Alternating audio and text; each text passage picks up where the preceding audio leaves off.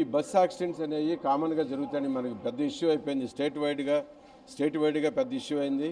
అయినా కానీ మళ్ళీ యాక్సిడెంట్లు జరుగుతాయి అంటే ఇది చాలా దారుణం. ఎందుకంటే బెంగళూరు ఆ బస్సు అదే గుర్తులేదు నాకు కరెక్ట్గా, అది మేజర్ యాక్సిడెంట్ అయింది. అప్పటి నుంచి చాలా మేము కమిటీ వేస్తున్నాము, అది సర్వే చేశారు, సిఐడి వాళ్ళు సర్వే చేశారు, మనుషులను అరెస్ట్ చేశారో లేదో నాకు కరెక్ట్ తెలియదు, కానీ చాలా చేసి బస్సు ఫాల్ట్ అని చెప్పి దాన్ని ఐడెంటిఫై చేశారు.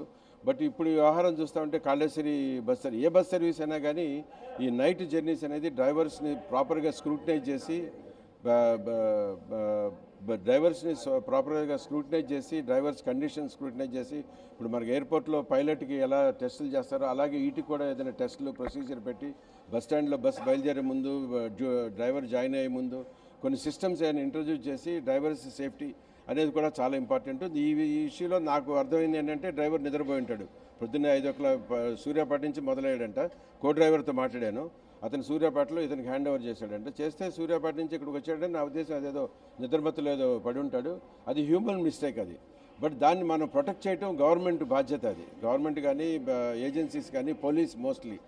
అలాగే పోలీస్ ఎస్కాట్ అనేది నైట్ విజిలెన్స్ అనేది చాలా ఇంపార్టెంట్. ఇది విదేశాల్లో చాలా కామన్. అది పోలీస్ ఎస్కాట్ అనేది మనకు పోలీస్ ఎస్కాట్లు బోర్డులో అవి ఉంటాయి, కానీ దాన్ని ప్రాపర్గా విజిలెన్స్ అనేది సరిగ్గా జరగట్లేదు. అటు ఏదైతే క్షతగాత్రులు ఉన్నారో క్షతగాత్రులకి ఏమైనా ప్రభుత్వం నుంచి ఎటువంటి సాయం ఉంది? క్షతగాత్రులు ఇప్పుడు ఆసుపత్రికి తీసుకొచ్చారు. వాళ్ళకి యాక్చువల్గా స్కాన్ చేయాలి ఇమీడియట్గా, ఎందుకంటే యాక్సిడెంట్ కాబట్టి ఎక్కడ ఫ్రాక్చర్ అయిందో ఏదైనా చూడాలంటే స్కాన్ ద్వారా తెలుస్తుంది, కానీ ఎక్స్రే కానీ స్కాన్ ద్వారా తెలుస్తుంది. బట్ జనరేటర్ డౌన్ అయిందన్నారు. ఇది చాలా అన్ఫార్చునేట్. గవర్నమెంట్ హాస్పిటల్లో ఎక్స్రేకిను స్కాన్కిను ఎంఆర్ఐకి జనరేటర్ లేకుండా ఉండడం అనేది చాలా దారుణమైన విషయం. లైట్ల కంటే అది మోర్ ఇంపార్టెంట్. సో అది ఒకటి నేను అర్థం చేసుకున్నాను. ఇంకో అరగంటలో కానీ పవర్ రాదంట. పవర్ వచ్చిన తర్వాత వాళ్ళందరికీ స్కాన్ చేసి వాళ్ళకి ఎక్కడెక్కడ ఫ్రాక్చర్స్ అయినాయి అన్నీ ఐడెంటిఫై చేస్తామని చెప్పారు. డాక్టర్ గారు బాగానే అటెండ్ అవుతున్నారని, ఇమీడియట్గా అటెండ్ అవుతున్నారని, వాళ్ళు చేసేది వాళ్ళు చేస్తున్నారు.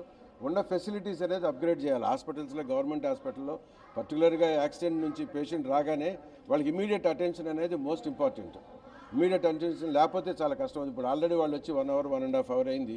వాళ్ళకి ఏమి గాయాలు తగిలి అనేది కూడా కొంతవరకు అయితే ఐడెంటిఫై చేశారు, కానీ మిగతాది డెప్త్కి వెళ్ళి ఐడెంటిఫై చేయడం అనేది చాలా ఇంపార్టెంట్ అయిన విషయం అండి.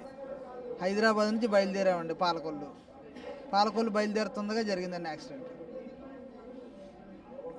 5 గంటలకు జరిగిందండి యాక్సిడెంట్.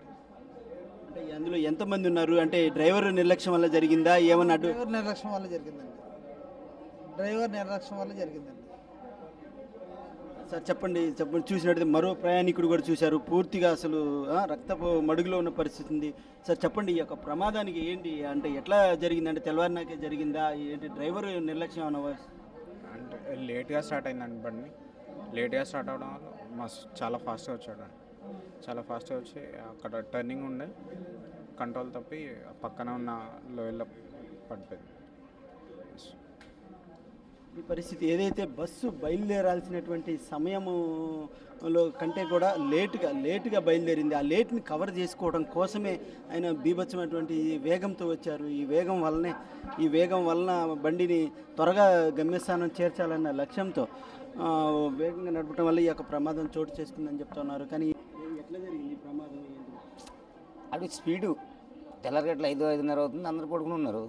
ఇంకోటి పడుకున్న ఇజోళ్ళు 9కి దిగారు. అక్కడ నేను కొద్ది లైట్గా మెలుగుగానే ఉన్నాను.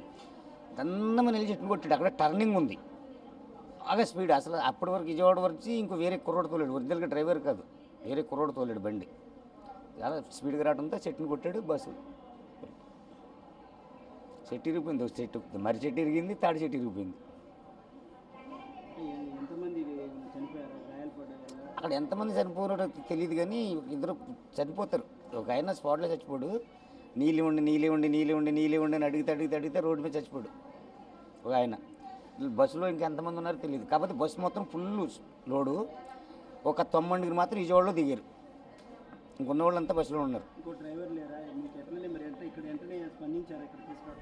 ఎవరు ఇప్పుడు పబ్లిక్ అటు ఇటు ఇప్పుడు రన్నింగ్ అయ్యి ఉంటారు కదా, 2 కార్లు వచ్చినాయి. వాళ్ళు ఫోన్ చేశారన్నమాట.